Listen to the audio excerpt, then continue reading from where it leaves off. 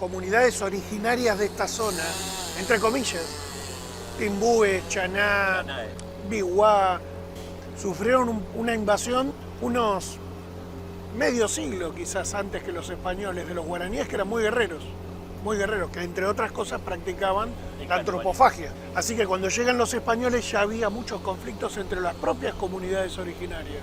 Había muchas comunidades, por eso se encuentran muchos sitios arqueológicos, testimonios de infinidad de pueblos que habitaron no solo las islas del delta, sino también la zona del Bajío ribereño y la zona del continente, por decirlo así. Me animo a decir que en tiempos prehistóricos había más pobladores en el delta que hoy. Al momento de la llegada de los españoles, como te dije, había una crisis, ya una serie de disputas entre los propios pueblos originarios. Pero después rápidamente los españoles avanzan sobre esto. No es un capítulo que se defina en pocos años, porque como sabemos la primer Buenos Aires fracasa. Pero también es cierto que hay que decir que esa primera Buenos Aires no era una ciudad, era un asiento. La de 1580, la de Juan de Garay, la definitiva Buenos Aires, la que hoy conocemos, no se funda desde España, sino que se funda desde Paraguay. Y son paraguayos, vecinos del Paraguay, los que fundan la definitiva Buenos Aires.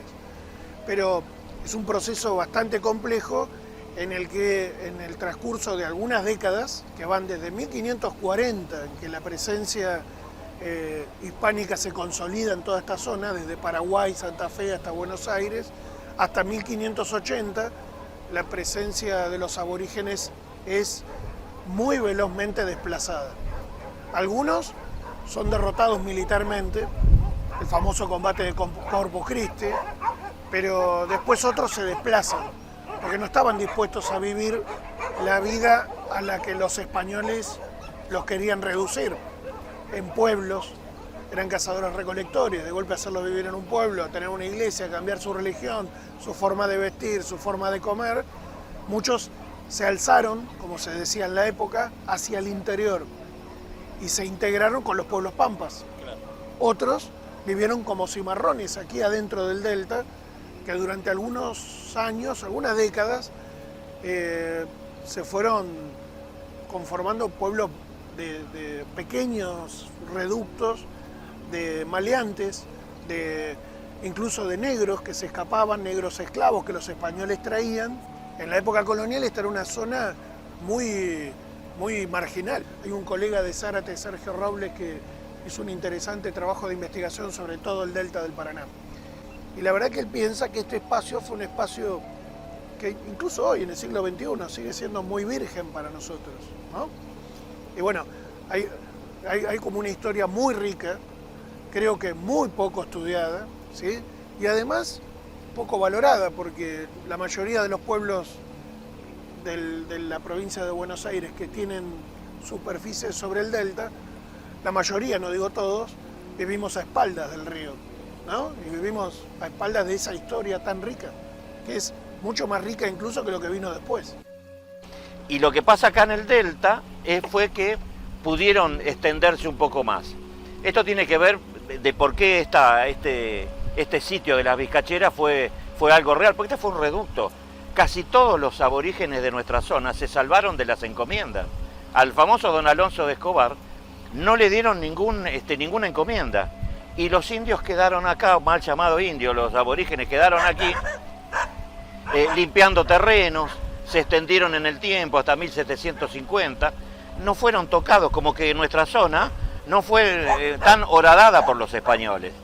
Tecnológicamente tenían mucho armamento, arcos muy grandes, boleadoras, eran piedras atadas con un cuero y podían cazar una primitiva avestruz que habitaba en esta zona. Luego les servía para enlazar a sus enemigos. Una variedad de recursos para este medio que estamos viendo ahora, que es emocionante estar acá, porque mucho no ha cambiado esto. En primer lugar, tengamos en cuenta que lo que vamos a ver ahora es muy distinto a lo que vieron ellos en su momento, porque el delta del Paraná, geomorfológicamente, es un paisaje muy joven. Tan joven que hace solo 9.000 años esto era mar. Así que estamos hablando de un paisaje que cambia año a año. Elegir un lugar tenía que ver con los mejores lugares para pescar, las pesquerías, que después lo llamaron así los españoles, los lugares desde los que sus canoas podían comunicarlos rápidamente con el continente, con tierra firme, para poder adaptarse, por ejemplo, a una creciente. ¿Qué pasó con los habitantes de las vizcacheras, ¿no? ¿Qué pasó con toda esa población originaria? Algunas de ellas, dijimos, se convirtieron en cimarrones, se mantuvieron al margen de la vida a la que los españoles querían someterlos. Otros fueron integrados, algunos, muy pocos, fueron reducidos en esos pueblos como el de Varadero, de 1614, 1615, el pueblo del Bagual, que en tierra firme los españoles fundaban y obligaban ahí a vivir. Pero también ese consumirse en sí mismo tuvo que ver con uno de los impactos más violentos que tuvo la conquista, porque a veces uno tiene la tentación de pensar que los españoles bajaron con las espadas a matar indios. Y la verdad que lo que pasó después fue bastante peor. Las enfermedades, la gripe, la viruela, las enfermedades que a los españoles tal vez eran unos días de cama, a los indios, por su aislamiento originario, los liquidaba. Muchos pueblos pasan mucha hambre cuando ya no pueden cazar los animales que estaban siendo desplazados por los animales europeos, porque la invasión europea no fue solo una invasión de hombres y mujeres conquistadores, sino también de sus animales. Sabemos que estos pueblos, entre otras cosas de su dieta, consumían carne de guanaco. Y nosotros hoy, si quisiéramos pensar en un guanaco, estaríamos pensando en la Patagonia. Sin embargo, habitaron hasta el norte de la provincia de Buenos Aires. Pero la primera experiencia colonizadora, que fue la de Pedro de Mendoza, no significó una retirada completa, porque vacas y caballos quedaron abandonados aquí y se reprodujeron libremente. Es decir, el proceso de aculturación comienza no solo con un impacto epidemiológico, sino también incluso zoológico, porque las vacas y los caballos que se reprodujeron libremente después fueron aprovechados por los indios que aprendieron a andar a caballo, que aprendieron a aprovechar su cuero, y por los españoles que después aprovecharon esa riqueza como parte de uno de los recursos que se distribuían.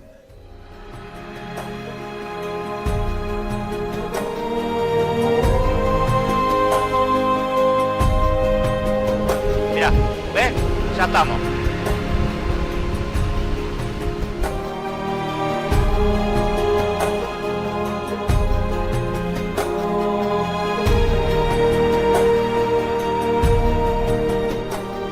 Este es el bendito tajamar.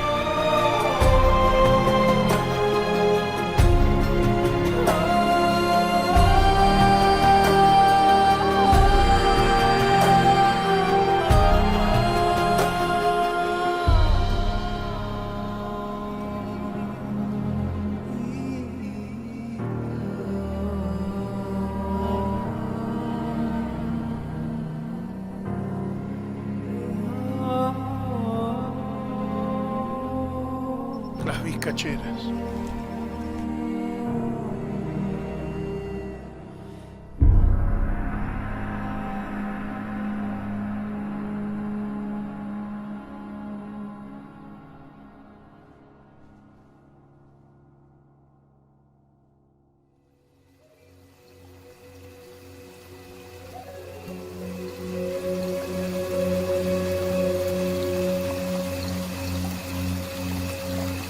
Qué expedición esta, ¿eh? Esta, re expedición. Es acá, no, aparte es acá.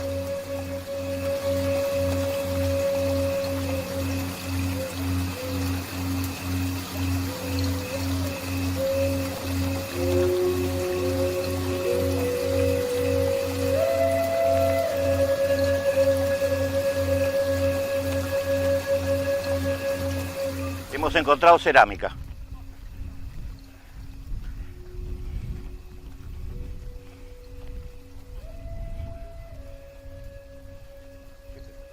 Cerámica. Acá también tiene Trujillo. Fragmentos de una cerámica de cocción reductora, se llama así, porque es la cerámica que hacían nuestros pueblos originarios, que se ve negra adentro, porque hacían, y acá se ve bien el engobe también, fabricaban una pieza de cerámica, le sacaban el agua de confección, digamos, la secaban al sol, prendían fuego en un pozo, ahí metían la vasija de cerámica y después le hacían un engobe, un lavado con una barbotina, como le dicen ahora los ceramistas, y lo pulían. Los guaraníes además le agregaban pintura. Si hiciéramos algún análisis, probablemente podríamos encontrar algún resto de lo que comieron, pero estas son piezas originales que probablemente tengan más de 500 años de antigüedad. Nosotros creo que desde el presente tenemos que reconocerlos como nuestros antepasados. Alguna vez algún historiador dijo que el presente es pasado acumulado, y entonces nosotros somos en parte una memoria acumulada de pueblos que habitaron este lugar, que jamás supieron que nosotros íbamos a estar aquí con esta tecnología, buscando residuos de su vida cotidiana, porque al fin y al cabo pedacitos de cerámica pueden ser imperceptibles para cualquiera, para nosotros son muy relevantes, una pieza muy linda para el Museo de Escobar, que lo que hace es representar el paso de hombres y mujeres que habitaron este suelo hace cientos, quizás más de 1000 años, cuando en Europa ni siquiera pensaban en este continente y había hombres y mujeres poblando el suelo que hoy estamos pisando. Estos descubrimientos son únicos. Te dan una dimensión 3D en la historia, que uno está parado, estamos en este momento, en unos primeros habitantes de lo que luego fue Escobar, lo que es Escobar. Así que es muy emocionante. Vinimos a mostrar el lugar y hemos hecho un pequeño gran descubrimiento. Este es el lugar, estas son las vizcacheras. Desde el año 1920 registramos siempre relatos sobre las vizcacheras. 2022 seguimos hablando de las vizcacheras. Es un mundo un mundo que repercutió, pero un mundo en el cual se lo consideró fantasma. Las vizcacheras no fue un asentamiento, se encontraban sí estos restos y demás, pero las vizcacheras siempre fueron las luces malas que vivían en este lugar. ¿Y qué son las vizcacheras? Las vizcacheras son restos y son fantasmas.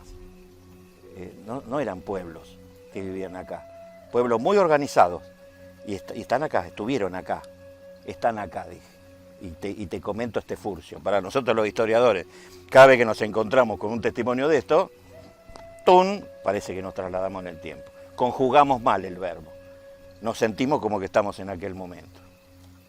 En el imaginario colectivo de cualquier escobarense, de cualquier campanense, de cualquier tigrense, de cualquier vecino del delta del Paraná bonaerense, estos son residuos y el pasado prehispánico no existe, incluso el pasado histórico. Y la verdad que reconciliar a la gente con el pasado de su tierra es una misión que los historiadores tenemos. Demostrarles que a veces mirar el suelo, mirar para abajo, o mirar para arriba, mirar la fachada de algunas casas antiguas, mirar el suelo y encontrar tiestos de cerámica que hablen del pasado, es un poco reconstruir nuestra propia identidad. Como cuando uno piensa en sus ancestros, probablemente no puede ir más allá de sus bisabuelos, tatarabuelos. Pero aquí están antepasados que alguna vez poblaron esta tierra, que dejaron huella y que merecen ser redescubiertos como los primeros habitantes de esta zona.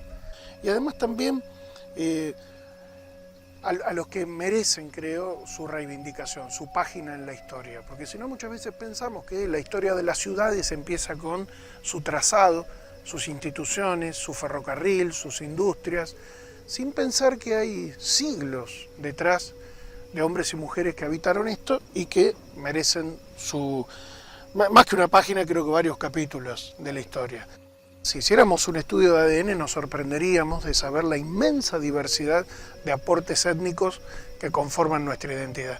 A veces uno piensa que viene de papá y mamá, y la verdad que por supuesto venimos de un papá y una mamá, pero también venimos de un montón de culturas, de un mestizaje muy profundo que incluye a todos esos pueblos que formaron este crisol de razas de toda la humanidad, porque no estoy diciendo nada que sea exclusivo de la Argentina, creo que toda nación es al fin y al cabo una suma de aportes genealógicos que incluyen, en el caso de los argentinos, de los escobarenses, de los habitantes del delta bonaerense, aportes sin duda de los inmigrantes europeos italianos que llegaron entre fines del siglo XIX y principios del siglo XX, pero también aportes de otros inmigrantes forzados, los africanos, de otros habitantes que estaban mucho antes que nosotros, y ahí están los querandíes, los timbú, los chaná, los tubí-chaminí, los guaraníes, esos pueblos que de alguna manera se integraron en vía de mestizaje o de estos testimonios que tenemos que recuperar. Era muy común en el viaje, así comentan los mayores, encontrarse con los nidos de las vizcachas. Peligro terrible número uno de los caballos. Caballo se metía la pata en la vizcachera, caballo muerto. Y paisano que tenía que caminar la pampa, que era muy complicada. Desde vacas salvajes que atacaban a los gauchos, a los habitantes, hasta los toros, otros animales. Veían a un animal caminando en dos patas y era pasto de los animales salvajes. Entonces la vizcachera eran tremendas, era muy común, cuando uno llegaba hasta acá por tierra, encontrarse con esos huecos terribles, ¿no? Empezamos a ver a los habitantes de las vizcacheras, como de todos estos sitios, como pueblos que supieron adaptarse al mundo, a su mundo, con una estrategia adaptativa muy particular.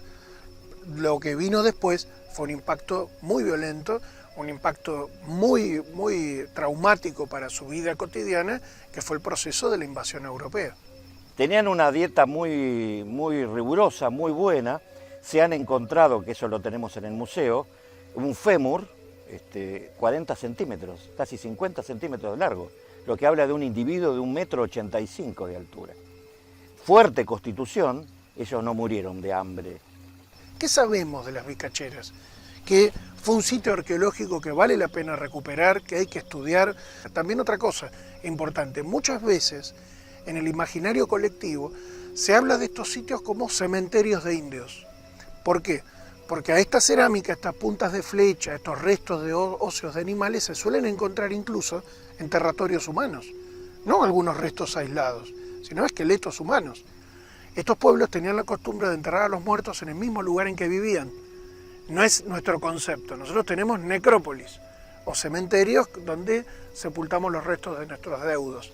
Pero estos pueblos lo hacían en el mismo lugar en el que vivían. Entonces uno puede encontrar un fogón, los restos de la cerámica y al lado un esqueleto humano.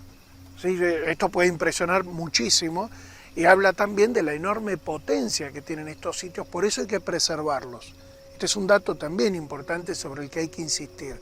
Cuando alguien encuentra este tipo de material, siempre es importante mencionar en términos de preservación del patrimonio que se acerque a un museo, que se acerque a un historiador, a un arqueólogo que lo denuncie. Esto no es material que yo me puedo llevar a mi casa y hacerme o ponerlo en mi repisa. Esto tiene que estar en un museo. Desde hace un tiempo tenemos una ley nacional que obliga a registrar el patrimonio arqueológico. Un pedazo de hueso podría ser utilizado para hacer un fechado de carbono 14. Si alguien lo agarra con las manos, lo contamina. Y el fechado de carbono 14 podría dar una antigüedad adulterada. Si alguien saca un esqueleto completo de un sitio indígena, de un famoso, entre comillas, túmulo o cementerio, lo que hace es destruir el registro arqueológico, que un arqueólogo podría entender si se trata de alguien que murió por alguna enfermedad, si fue sepultado de alguna manera en particular, con alguna orientación geográfica peculiar. No es solo las vizcacheras, insisto. Seguro que Escobar tiene un montón de sitios como este que no conocemos, que no hemos descubierto y que algún día aparecerán.